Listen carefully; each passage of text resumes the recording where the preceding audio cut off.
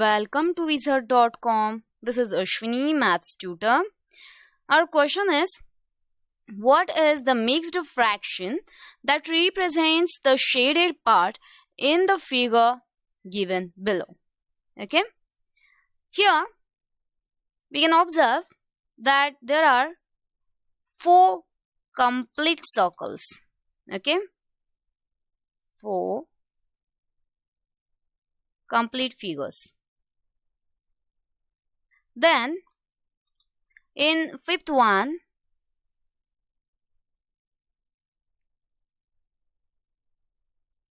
out of 11 parts, 6 parts are shaded. Okay. So we can represent this as 4 complete figure means 4 as a whole number, plus in a fifth figure, out of 11 parts, 6 parts are shaded. Hence, that is, this is 4, 6, 11. Hence, mixed fraction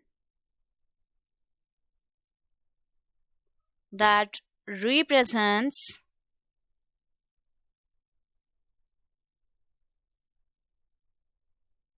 the shaded part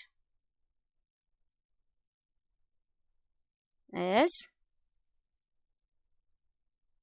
4, 6, 11.